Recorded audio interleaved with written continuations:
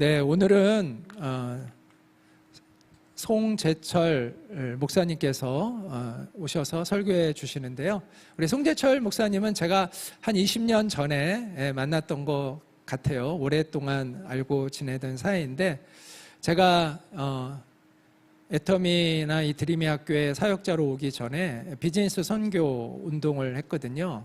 그때 이렇게 그 컨퍼런스를 저희가 몇 년 동안 진행을 했는데, 그때 한 2016년도인가 대략 그때 우리 송재철 목사님이 저를 많이 도와줬어요. 그래서 그 대회 운영하는 것에 팀장 같은 역할을 해줘서 제가 굉장히 많은 도움을 받았습니다. 근데 그때 그 비즈니스 선교 대회가 또 우리 송재철 목사님에게도 새로운 전환점이 됐다고 하더라고요. 그 이후에 청년회라는 그 청년들을 위한 캠프를 만들어서 그 여러 교회 연합으로 이제 수백 명의 청년들이 함께 모여서 거기에서 삶의 현장에서 하나님 나라를 실현해 가고 있는 사람들을 중심으로 하는 그러한 집회를 이렇게 열어 오셨습니다.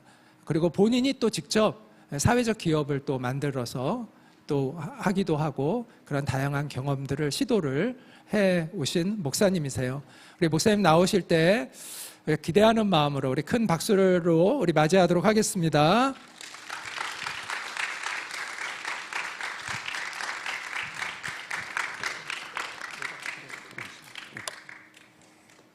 네, 감사합니다. 소개를 잘 해주셔서 송재철 목사입니다. 저는 여러분들하고 좀 주일 예배지만 조금 편안한 마음으로 또 여러분들의 또 함성도 듣기도 하고 또 말씀도 같이 읽고 하는 시간을 가지려고 합니다. 오늘 제목을 한번 읽어보시겠어요? 시작! 네, 사실 이게 그 미야자키 하야오라는 감독의 애니메이션 제목입니다. 제가 얼마 전에 봤는데 이 제목 자체에 좀 먼저 도전을 받았어요. 영화를 보기도 전에 제목 자체에 도전을 받았는데, 오늘의 설교는 그 애니메이션과는 관계는 없고 제목의 그 방향성이 제가 전하고자 하는 내용과 일치하는 면이 있어서 그대들은 어떻게 살 것인가 라는 제목으로 정해 보았습니다. 제가 살찌기 전인데요. 여긴 이스라엘에서 찍은 사진입니다. 제가 이스라엘을 3번을 다녀왔는데 이스라엘 바닷가에서 찍은 사진이고요. 저는 침례신학대학교 기독교교육학과 상담심리학과 MDB까지 다 했고, 아까 소개해 주신 대로 청년회라는 청년사역단체를 하고 있습니다. 그리고 주바라기 선교회라고 청소년 청년 캠프하는 단체가 있어요. 거기에서 10년 정도 더 사역을 했었고, 열린다 성경 아카데미 또 강사 활동도 했습니다. 그리고 아까 말씀하신 문화공작소라는 기업을 2018년도에 설립을 해서 사회적 경제 기업이거든요. 그래서 세종시에 있는 소상공인들 돕고 또 지역 축제 활성화하는 그런 기업을 만들어서, 이 회사를 만든 목적은 딱 하나예요. 일자리를 많이 만들어서 경력 단절 여성들, 청년들에게 일할 수 있는 기회를 주자라는 취지 하나로 만들어졌습니다. 그리고 그 다음에 비디오로그라는 회사도 같이 설립을 해서, 이것도 이제 비디오 클립, 여러분 영상 많이 만드신다고 하더라고요. 다 재능이 뛰어나셔서. 그래서 그런 영상 만들 때 소스 제공해주는 비디오 클립 제작 회사도 설립을 했었습니다. 왜 이런 걸 설립했는지 뒤에 가서 한번 좀 말씀을 드려보겠습니다. 이게 제가 있었을 때 주바라기 선교회 캠프입니다. 몇 명 정도 될 것 같아요? 1000명, 2000명? 한 2500명 정도 들어가 있는데 여름 한 번에만 10번을 했어요. 그럼 몇 명이 왔을까요? 25,000명 왔겠죠? 근데 여름, 겨울 하잖아요, 캠프를. 그럼 1년에 몇 명 정도 올까요? 5만 명 정도가 오겠죠? 지금은 이렇게 모이진 못하지만 인구도 많이 줄었고, 제가 할 땐 이랬습니다. 저는 거기에서 스태프들을 총괄하는 역할을 했어요. 그래서 워낙 인원이 많다 보니까 스텝으로 오는 친구들도 한 150명 정도 이렇게 왔었는데, 제가 거기 전체를 저만 초록색 조끼를 입고 있죠. 찾기가 아주 편하죠. 그래서 이런 사역들을 했습니다. 근데 이 사역을 하면서 제가 많은 청소년 청년들의 고민과 또 교회에서의 생활과 여러 질문들을 많이 받았었어요. 근데 그 중에 가장 기억에 남는 질문 두 가지가 있는데, 하나는 괜히 내가 예수를 일찍 믿고 하나님을 일찍 알아서 모태신앙이었던 친구거든요. 하나님을 일찍 알아서 맨날 주일 예배 가고 봉사하고 뭐 선생님 해야 되고 청소해야 되고 설거지해야 되고 너무 힘들다는 거예요. 그래서 괜히 예수를 일찍 믿었대. 그래서 그 친구의 소원은 죽기 전에 예수 믿는 게 소원이래요. 이게 무슨 말도 안 되는 소리입니까? 제가 소련에 와서. 그렇죠? 물론 나중에 그 친구도 생각을 바뀌었지만, 죽기 전에 예수 믿을 걸 너무 일찍 믿어서 피곤해, 이런 생각을 하는 거예요. 왜 그런 생각을 하는 거 보니까 이 친구의 마음속에는 천국 아니면 지옥밖에 없는 거예요. 근데 죽기 전에 예수님만 믿어도 천당을 가는데 괜히 일찍 믿어가지고 열심히 봉사해야 되고 하나님한테 서비스해야 되고 뭐 찬양팀 해야 되고 연습해야 되고 성경 공부해야 되고 할 게 너무 많은 거야. 너무 힘든 거야. 내 삶을 살고 싶은데. 그래서 너무 피곤해서 딱 교통사고 당하기 직전에 예수님 믿습니다, 이런 걸 꿈꾸더라고요. 여러분은 어떠세요? 혹시 이런 삶을 꿈꾸시는 분은 없죠? 그래서 거기에 대한 질문도 한번 좀 찾아볼 거고요. 그리고 또 한 친구는 이런 친구였어요. 이 수련회 와서 은혜 받고 도전 받고 하나님 만나서 내가 세상 속에서도 하나님 말씀 전하고 복음 전하며 살 거야 하고 나갔는데, 살다 보니까 현실을 다시 마주하고 다시 죄에 젖어들기 시작하고 흐물흐물해진 상태로 다음 캠프를 온 거예요. 근데 거기서 말씀 듣고 찬양하면서 어떻게 돼요? 다시 막 회복해. 세상 속에서 다시 한번 잘 살아야지. 근데 또 어떻게 됐을까요? 잘 살았을까요? 흐물흐물해지면서 또 산 거예요. 죄에 약간 쩔어진 약간 그런 모습으로 다시 돌아온 거죠. 근데 이게 몇 사이클 반복이 되다 보니까 이 친구가 이 스텝으로 자주 오던 친구인데, 팀장님 제가 이번에 스텝으로 올지 말지 정말 고민했어요. 왜? 그러니까 이 얘기를 하더라고요. 죄 짓고 회개하고 죄 짓고 회개하고 죄 짓고 회개하고, 그리고 또 캠프를 올라니까 하나님한테 죄송해서 못 오겠대요. 죄송해서 회개도 더 못 하겠대. 하나님 용서해주면 또 죄 짓고 또 죄 짓고. 이 모습이 너무 힘들어서 수련회를 올까 말까 고민했다고 하더라고요. 저는 잘 왔다고 얘기를 해줬습니다. 거기에 대한 좀 질문도 오늘 이 말씀을 통해서 한번 찾아보도록 하겠습니다. 자, 제가 하나님 나라의 이야기를 좀 해드리려고 했는데 목사님이 너무 잘 말씀을 해주셨더라고요. 그래서 하나님 나라의 일은 간단하게 한번 복습하는 개념으로 짚고 넘어가겠습니다. 자, 사도행전 1장은 예수님이 부활하신 후에 40일 동안 다니시면서 어떤 이야기를 했는지예요. 그렇죠? 40일 동안 어떤 말씀을 하셨대요? 한번 읽어주시기, 맨 밑에 40일 동안 하나님 나라의 일을 말씀하시니라. 하루 이틀이 아니에요. 예수님 부활하셔서 40일 계시다가 승천하셨거든요. 맞죠? 근데 그 40일 동안 하신 일이 뭐라고요? 하나님 나라의 일을 말씀하시는 거였어요. 그렇죠? 너희 나 죽었다고 안 믿었지? 무서워서 도망갔지? 이런 얘기한 게 아니라 하나님 나라는 이런 거란다, 이 얘기를 하셨다는 거죠.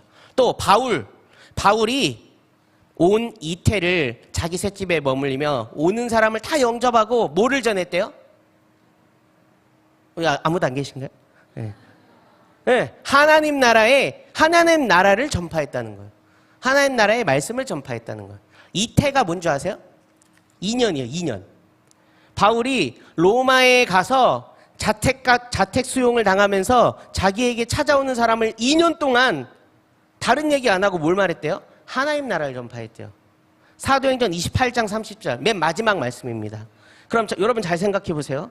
예수님이 부활하신 이후에 제자들이 성령을 받고 온 곳곳으로 다니면서 하나님 복음을 전하는데 뭘 전했겠어요? 하나님 나라를 전하는 거죠. 왜? 사도행전의 시작이 뭐예요? 시작이 하나님 나라잖아요. 사도행전의 마지막이 뭐예요? 하나님 나라잖아요. 그래서 사도행전이 28장이 끝인데 우리가 제2의 사도행전을 살아야 된다 해서 막 액치 29 이런 거 못 들어보셨어요? 아직 인생의 연차가 짧아서 못 들어보셨나요? 네. 사도행전의 29장을 우리가 써내려가자 막 이런 얘기 하잖아요. 그럼 뭘 써야겠어요? 하나님 나라의 일을 말하고 전하는 삶을 써내려가야죠. 우리에겐 그러한 사명이 있는 것입니다. 그러면 이사야 말씀도 한번 볼 텐데 좋은 소식을 전하며 복음이죠. 굿뉴스. 구원을 공포하며 시온을 향하여 이르기를 뭐 한대요? 뭐라고 이른대요? 여기 아무도 안 계신가요? 제가 드림이 교회에 너무 막 이렇게 막 학생들 엄청나다고 막 이렇게 막 생각하고 왔는데 그게 아니었나요? 구원을 공포하며 뭐라고 말한다고요? 맞습니다. 네 하나님이 통치하신다. 근데 여러분 이 얘기는요, 네 하나님이 통치하신다 이렇게 말할 수 있는 게 아니에요. 왜? 바벨론의 압제를 당하고 애굽의 압제를 당하고 페르시아의 압제를 당하고 이랬던 이 이스라엘 백성들이 메시아가 언제 오시나 하나님이 언제 오시나 기다리던 이 사람들에게 구원의 소식을 전하는 그 전령이 이 동네 저 동네 뛰어다니면서 너가 기다리던 그 하나님의 통치가 이제 임한다라고 전하는 거예요. 소리치는 거예요. 선포하는 거예요. 그 심정을 여러분 아시겠나요? 근데 가장 중요한 핵심이 뭐예요? 너의 하나님이 통치하신다. 그럼 우리 목사님이 말씀 잘 전해주셨겠지만 하나님 나라는 뭐예요? 하나님의 통치가 회복되는 거예요. 하나님 나라의 하나님의 통치가 회복되는 것. 여러분 하나님의 통치가 회복된 삶을 사시기를 주님의 이름으로 축복합니다. 자, 그러면 이 하나님의 나라는 하나님의 통치가 회복되는 것이다 라는 것을 기본 전제로 깔고 오늘의 말씀을 다시 한번 살펴보겠습니다. 여러분 잘 아시는 창세기 1장입니다. 아마 제일 많이 읽은 게 창세기 1장일 거예요. 성경 통독해야지 창세기 1장 이렇게 가니까. 그런데 하나님이 자기의 형상 곧 하나님의 형상대로 사람을 창조하셨대요. 누구의 형상이요? 하나님의 형상은요, 고대 시대에는요, 그 이집트에서 파라오가 있었잖아요. 그렇죠? 파라오 같은 사람, 왕을 신의 현현이라고 봤어요. 그러면 자기가 파라오가 없는 지역들이 있잖아요. 그럼 거기에선 신의 모습을 볼 수 없잖아. 그죠? 그래서 뭐를 갖다 놔요? 형상을 심어놔요. 형상을. 파라오의 형상을. 그러면 사람들은 그 형상을 보고 절을 해. 아, 내가 저 형상의, 저 왕의, 저 신의 통치를 받는구나. 잘 봐주십시오 하고 이렇게 절을 한단 말이에요. 그런데 우리는 누구의 형상으로 만들어졌대요? 하나님의 형상으로 만들어졌대요.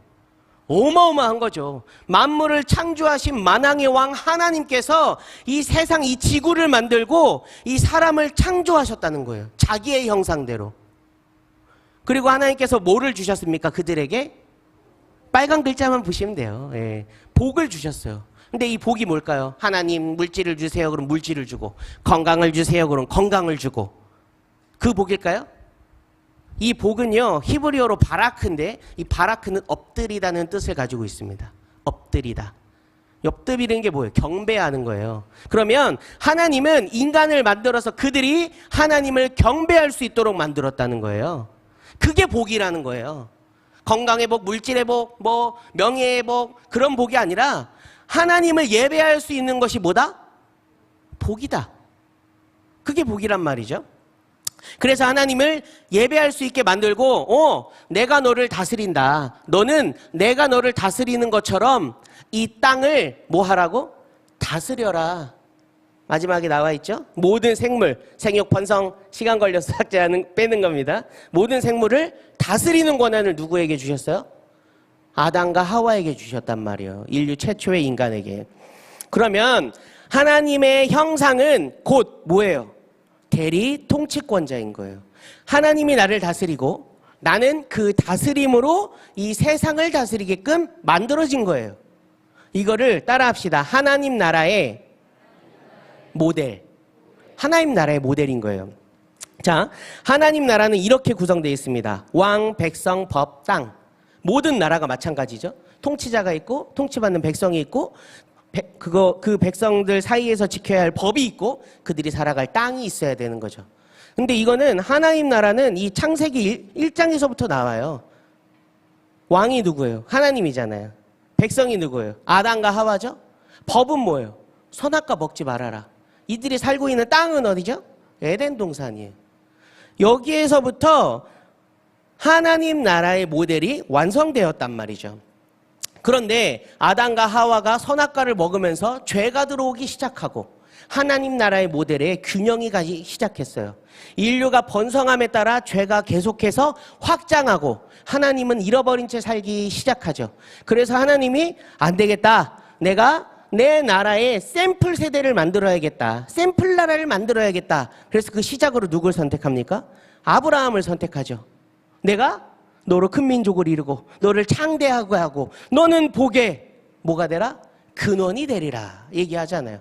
그래서 아브라함이 이삭을 낳고 이삭이 야곱을 낳고 야곱이 12아들을 낳고 이 12아들은 나중에 12지파가 되고, 그런데 어느새 애굽에서 종노릇하고 있어. 그래서 누가 나타나요? 모세가 나타나. 그 하나님이 모세한테 말씀하셔서 모세가 출애굽을 시키죠.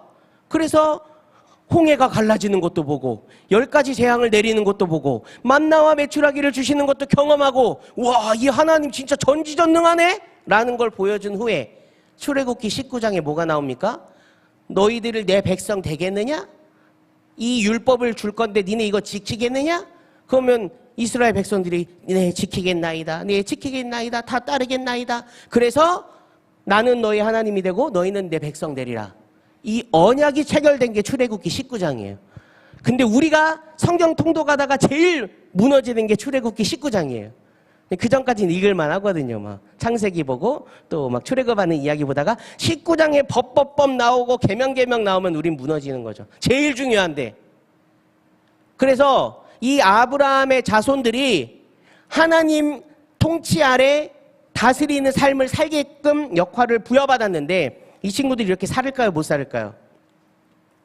못 살죠. 우린 너무 알고 있잖아요. 그래서 사사기 시대가 시작되는 거 아닙니까? 그렇죠?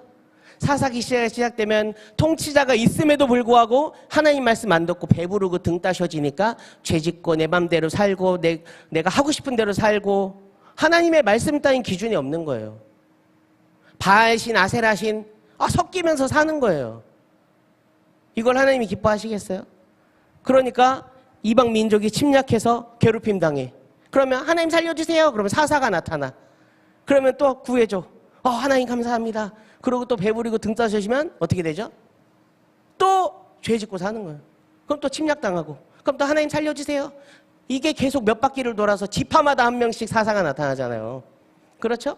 그리고 나서 뭐라고 합니까? 이들이 우리가 왕이 없어서 자꾸 침략을 당합니다. 왕이 없어서요. 왕을 세워주세요. 사무엘에게 이야기를 하죠. 사무엘은 갑갑합니다.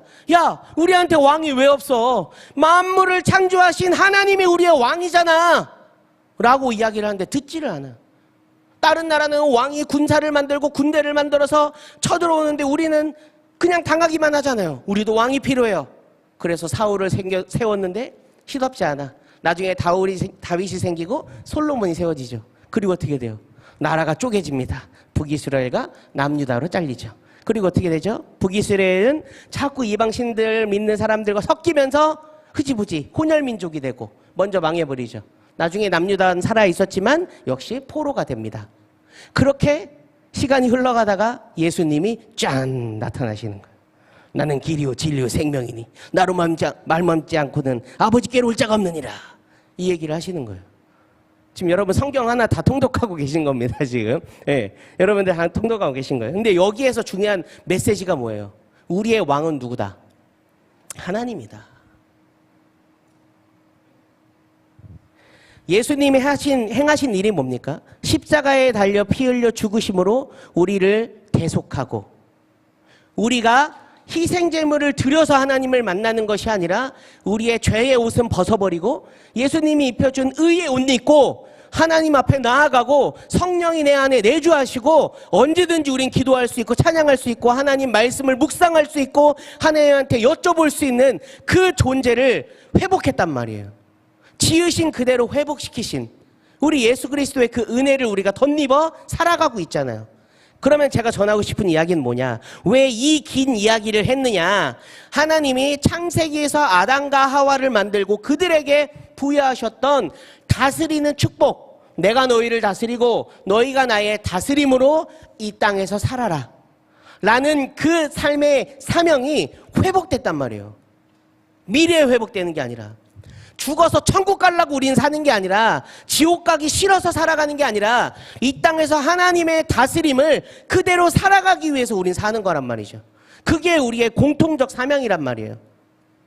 그런데 우리는 자꾸 그 사명을 잊어버려. 왜? 하나님 우리에게 어떤 복을 주셨다 그랬어요? 하나님을 경배할 수 있는 복을 주셨잖아요. 우리는 무언가를 예배하고 경배하게끔 세팅하게 돼 있어요.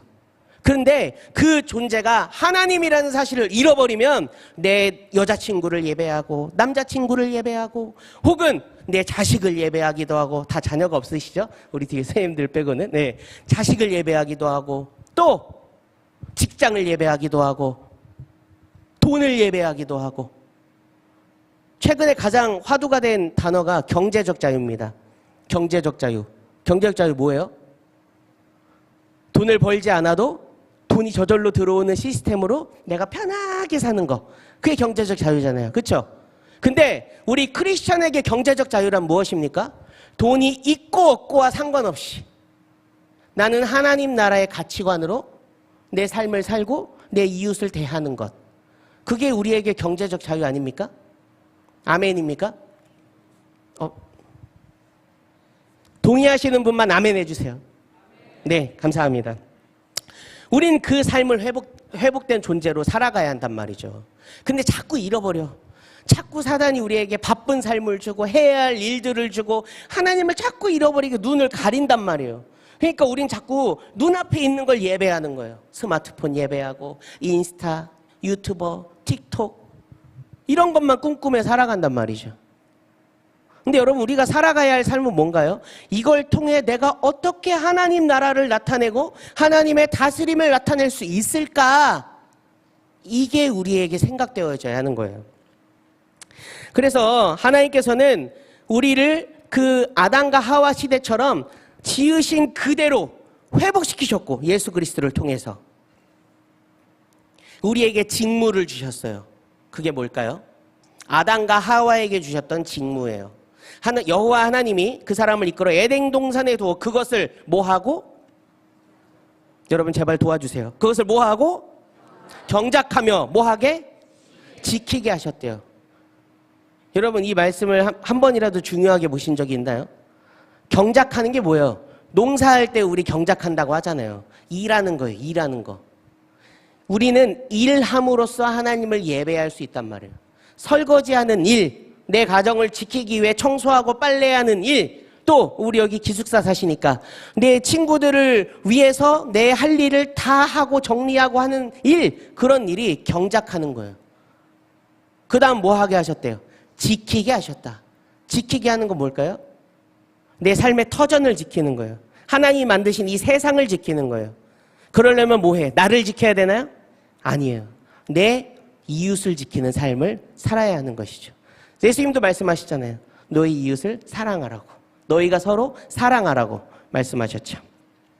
그래서 경작은 일하는 삶의 예배입니다. 어떤 사람은 얘기해요. 아담과 하와가 괜히 죄 지어가지고 우리 맨날 일하고 노동하는 삶을 살게 됐어. 아니에요. 지금 이 말씀은요, 오늘 말씀은요, 죄 짓기 전이에요. 죄 짓기 전에 하나님이 일할 수 있게 만드셨다는 거예요. 너희가 내가 만들어준 이 세상을 일구고 다 같이 살 수 있는 땅으로 만들어가는 거, 그게 너희가 해야 할 직무야. 나를 예배하는 길이야 라고 얘기를 하는 거예요. 그런데 우리는 예배하면 이렇게 강당한 예배당 안에서 설교 듣고 찬양하고 기도하고 이것만 예배라고 생각해. 그래서 제가 캠프 사역 오래 했잖아요. 저희 스태프들이요, 말씀 시작하면요, 뒤에 가서 입 모포 나르고 또 밥 준비하고 막 그랬어요. 밥 나눠줄 준비하고. 예배 끝나면 저 2,500명들이 막 벌떼처럼 막 달려와요. 막. 그럼 얼마나 무서운 줄 막 우두두두두두 막 달려오거든요. 그러면 우리는 거기 줄 세우고 밥 나눠주고 맛있게 드세요, 맛있게 드세요, 맛있게 드세요를 2,500번을 하는 거예요.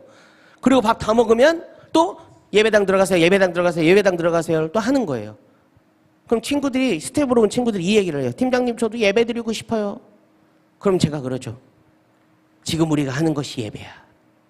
이 2,500명의 친구들을 위해서 하나님, 이 친구들이 이 밥 먹고 힘 얻어서 말씀 듣는데 집중하게 해주세요. 하나님 이 친구들 우리가 자리에 앉힐 때 일목요연하게 우리가 자리에 잘 앉혀서 서서 예배하는 사람 없이 하나님 찬양하고 하나님 말씀에 은혜 받고 하나님 앞에 무릎 꿇고 기도할 수 있는 그 삶을 살 수 있도록 이 현장에서 나타날 수 있도록 나를 써주세요.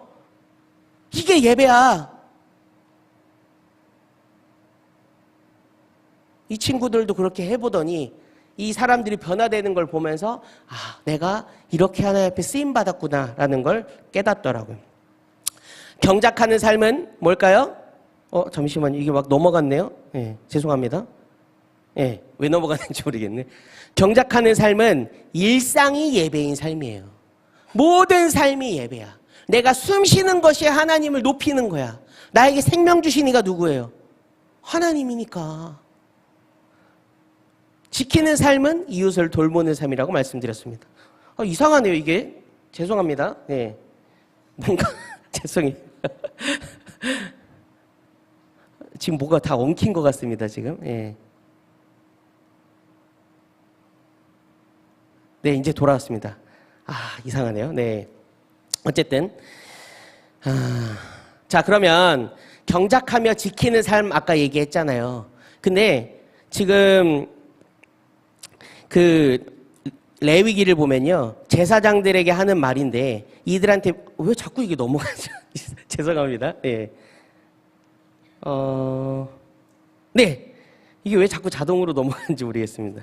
네, 자, 경작하며 지키며 이 얘기가 이 민수기에도 나오는데 뭐라고 나올까요? 네. 심우하되 지키며라고 나옵니다. 네. 네. 이게 눌려 있어서 그런 것 같습니다. 네. 자, 어쨌든 경작하며 지키며라고 하나님이 아담과 하와에게 주셨던 그 직무가 이 민수기에 심우하되 지키며라는 단어로 똑같이 나와요. 이게 제사장들에게 주는 말이거든요. 자, 회막에서 심우하되 모든 기구를 맡아 지키며 라고 나오고 있습니다. 그럼 이걸 통해 우리는 뭐를 알 수 있느냐? 제사장에게 주셨던 그 직무가 아담과 하와에게 주셨던 그 직무랑 같은 거구나 라는 걸 우리는 알 수 있는 거예요. 그러면 우리는 무슨 삶을 살아야 돼요? 제사장으로서의 삶을 살아야 하는 것입니다. 대제사장은 목사님만 하는 거 아닌가요? 아니요. 예수님이 우리를 지으신 그대로 회복시키셨잖아요. 우리는 회복된 존재로 살아가잖아요. 그렇기 때문에 우리는 심우하되 지키는 삶을, 경작하며 지키는 삶을, 제사장의 삶을 살아야 한단 말이에요. 누르기가 두렵습니다. 넘어갈까 봐. 네, 경작하는 자의 삶이 어떤지 한번 봅시다. 이게 아닌데 이게 자꾸 이렇게 되네요. 네.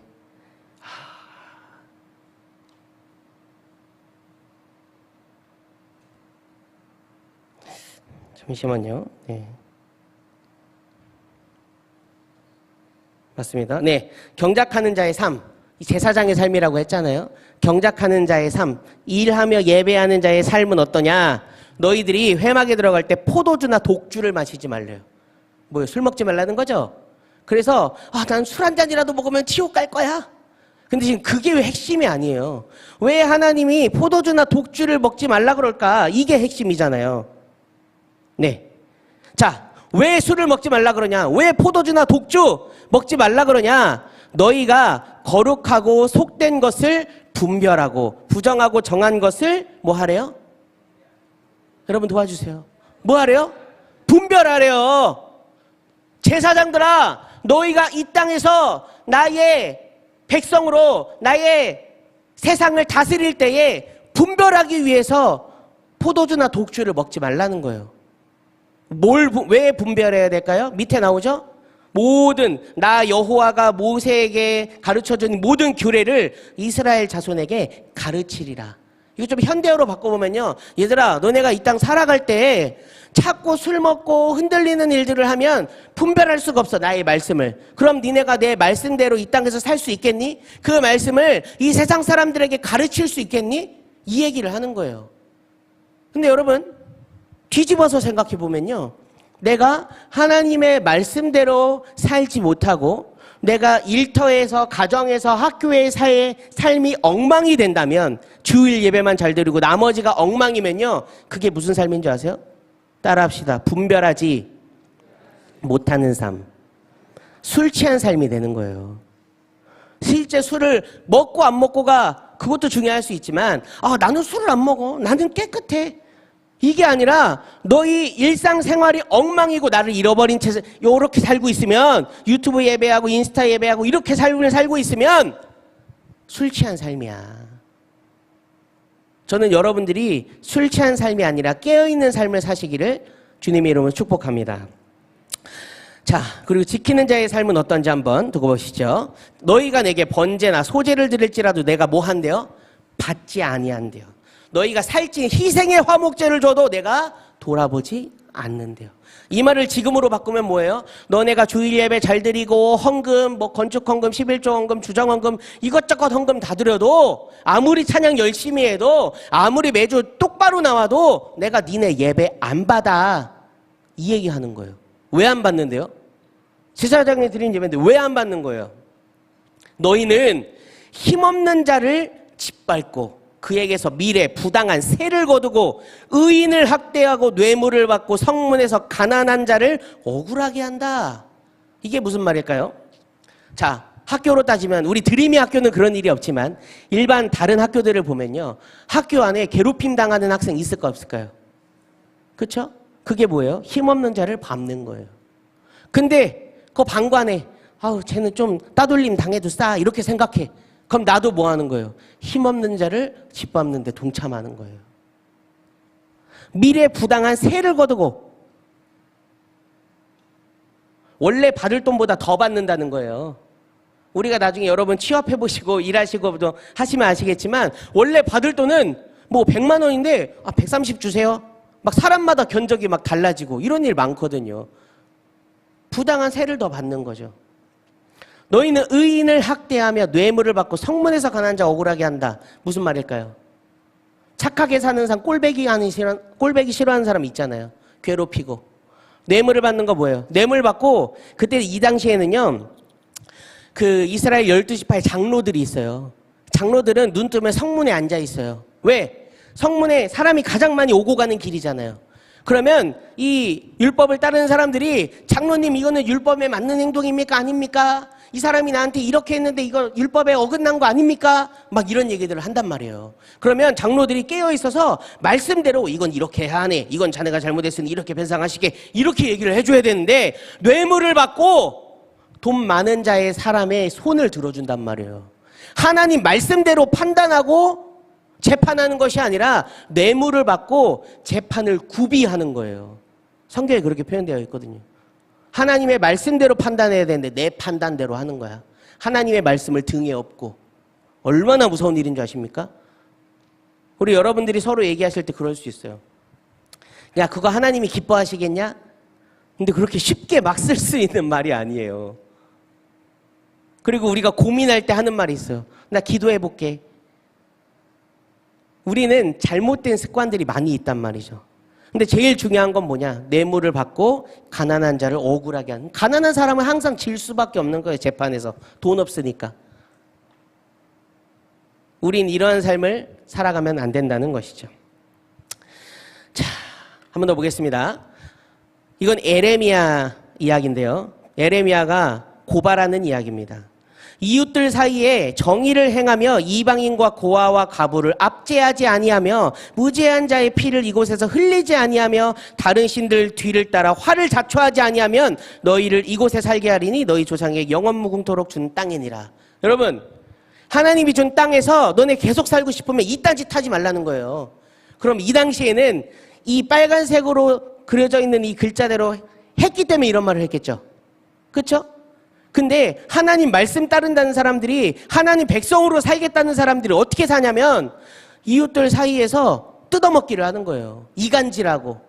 사실이 아닌데 야, 걔가 이래서 너 이렇게 하지 않았을까? 하면서 이간질을 하는 거예요.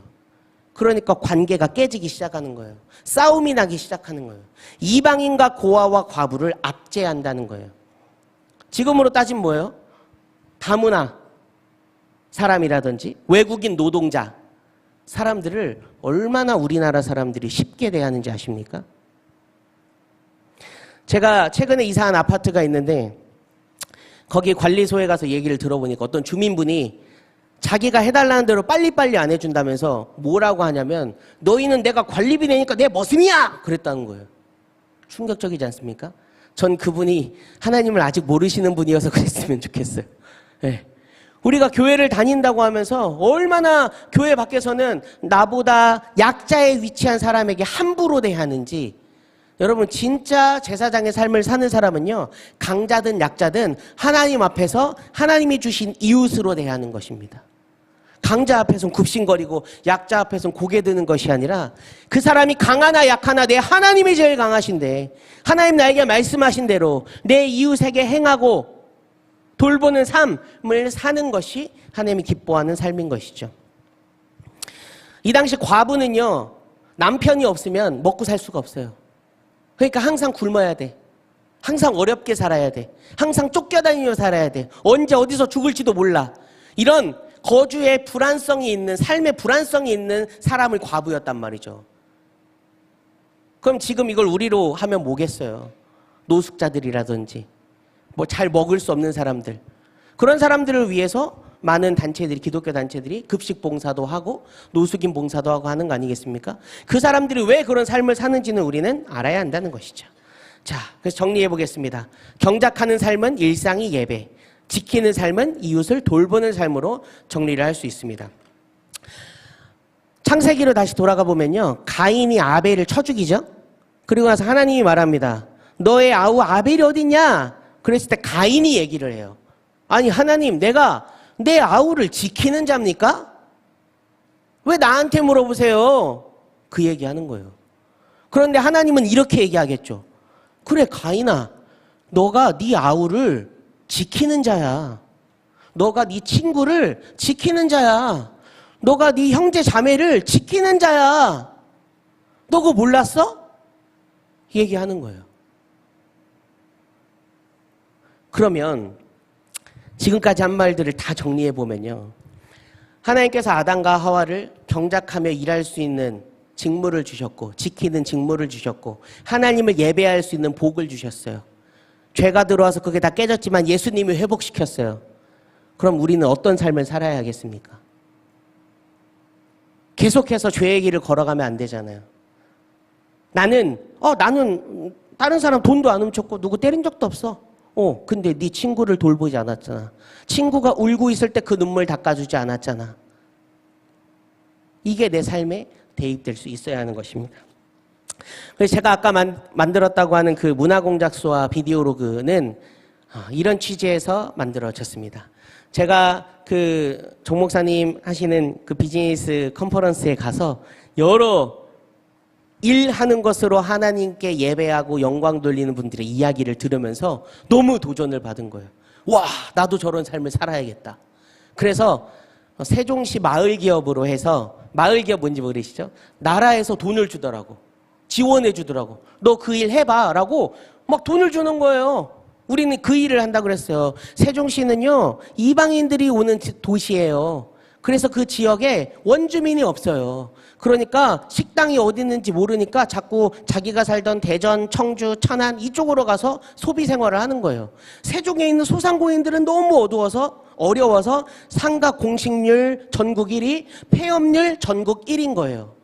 우린 이 문제를 해결하고 싶습니다. 그래서 우리가 원래 캠프하고 영상 만들고 이런 사람들이니까 이 소상공인들을 위한 홍보 영상을, 그땐 다 돈 받고 하잖아요. 사람들이 블로그 올려주는 거, 밥 줘야 되고 뭐 돈 줘야 되고, 그래야 써주고 찍어주잖아요. 우린 무료로 격주에 한 팀씩 만들어주겠습니다. 그래서 저희가 저희 돈 내고 밥 먹고 만들어주고 영상 채널 만들어서 올려주는 게, 지금 여러분 인스타 보시면 세종플레이라고 있는데 그게 그런 채널입니다. 순수 공익. 그리고 저희가 수익으로 하는 것은 이제 행사 진행하고 지역 축제 진행하고 이런 일들을 하면요, 축제 스태프들 필요하잖아요. 그러니까 막 세종 축제 하면은 저희가 여기 진행 요원들 200명, 300명씩 막 채용하는 거예요. 일용직으로도. 그리고 청년 또 경단녀 친구들을 우리 회사 정직원으로 들어와서 한 16명 정도 이제 채용해서 일을 하고 그렇게 했죠. 근데 저는 여러분들이 그런 좀 도전을 받으실 수 있으면 좋겠어요. 제가 이런 얘기들을 하고 다니니까 저희 캠프에 왔었던 한 친구는 꽃집을 하고 있는데, 저랑 막 얘기하다가 미혼녀 얘기를 하게 됐어요. 미혼모죠, 미혼녀. 미혼모 얘기를 하게 됐는데, 이 친구들이 아이를 낳고도 축복받지 못하고 눈치만 보는 거예요. 사회에 비난 어린 시선들이 있으니까. 그런 이야기들을 이제 같이 이야기하다가 이 친구가, 그러면 제가 그 친구들을 위한 꽃을 보내주고 싶어요. 꽃집을 하니까. 그래서 매번 그런 아이들에게 이제 그런 시설하고 이제 협약을 맺어서 그런 아이를 낳은 미혼모에게 축하한다는 꽃다발을 매번 전해주고 있는 사역을 하고 있어요. 비밀리에 하더라고. 너무 알려지면 막 저기 하니까. 또 어떤 친구는 칼국수집을 하는데 한 달에 한 번은 반드시 문 닫고 그 지역 경로당 그 노인분들 무료로 대접해요. 누구나 오시면 무료로 드립니다. 그래서 따뜻한 밥 한 끼 제공해드리기 위한 그런 삶을 사는 친구도 있습니다. 또 제가 아는 또 다른 친구는 가죽공예를 하는 친구가 있는데요. 이 친구는 수제로 가죽을 다 만들어요. 기계 하나도 안 쓰고. 근데 그 지갑을 뜯을 일이 사실 없잖아요. 근데 다 뜯어보면 그 안에 성경 구절을 라틴어로 다 써서 축복하는 메시지, 전도의 메시지들을 일일이 적어서 내보내요. 그래서 그 친구는 지갑 하나 만드는데 20일이 걸립니다. 그래서 먹고 살겠어요? 그래서 주유소 일하고 막 투잡 뛰면서 그 지갑 만드는 일을 하고 있어요. 누가 옳다 그르다가 아니라 우리가 앞으로 하게 될 일들 사이에서 나는 어떤 정신으로 이 일을 해야 될까라는 거죠. 저는 여러분들에게 그러한 생각이 하나씩 장착되었으면 좋겠습니다. 그래서 여러분들이 이 드림의 학교를 나가서 어디를 가더라도 하나님의 다스림을 받는 하나님 나라의 제사장 백성으로서 이 땅에서 하나님의 정의와 공의를 선포하고 하나님의 나라는 이런 것이다라고 보여줄 수 있는 그런 삶을 사셔서 언젠가 저는 디자이너로 이런 삶을 살고 있어요. 저는 엔지니어로서 이런 삶을 살고 있어요. 저는 꽃집을 하면서 이런 삶을 살고 있어요. 이런 얘기들을 많이 들려주세요. 그래서 그런 분들이 모여서 저는 캠프 한번 했으면 좋겠어요. 그래서 여러분들이 그런 자리에 와서 강의해 주시고 여러분들의 삶을 나눠주시면 그 이야기를 듣는 친구들이 나도 저런 삶을 살고 싶다라는 도전을 받지 않을까요? 그렇게 해서 또 그 다음 세대들도 하나님의 나라를 이야기하는 삶을 산다면 그것이 하나님 나라의 회복이라고 저는 믿고 있습니다. 네, 그래서 저는 여러분들이 그것을 기도하셨으면 좋겠어요. 내가 하나님 나라를 위해서 어떠한 일을 해야 될까? 어떠한 삶을 살아야 될까? 어떻게 하나님을 예배하는 일을 하고 이웃을 지키는 삶을 살 수 있을까? 그것을 늘 고민하셨으면 좋겠습니다. 아멘. 우리 같이 기도할 건데 여기 손을 얹으세요. 가슴에 손을 얹고 저를 따라서 우리 같이 기도해 봅시다. 저를 따라서 외쳐주시면 됩니다. 하나님, 나를 지으신 그대로 회복시켜 주셔서 감사합니다. 내가 일하며 지키는 삶을 살 수 있도록 도와주세요. 하나님을 예배하고 하나님을 찬양하고 하나님 나라를 살 수 있는 그러한 삶을 살게 해주세요. 예수님의 이름으로 기도드립니다. 아멘.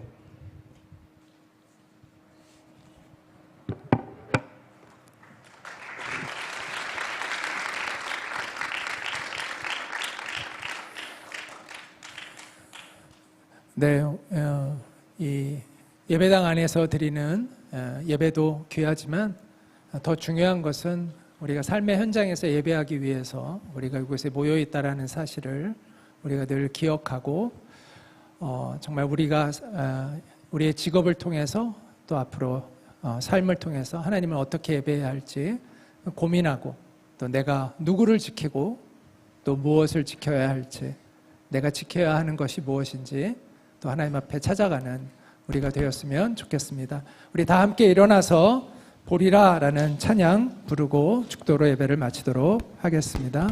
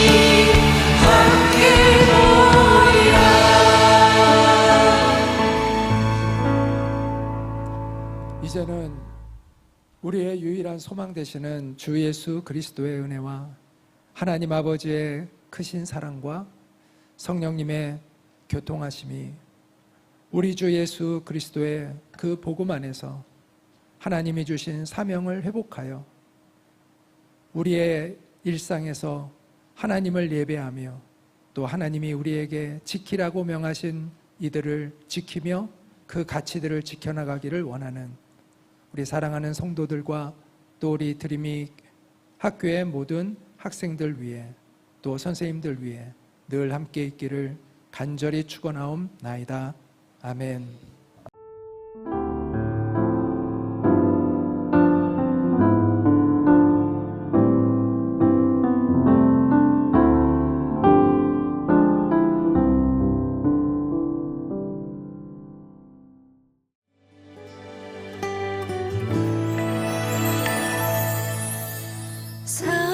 사람이 넘치기보다 사랑이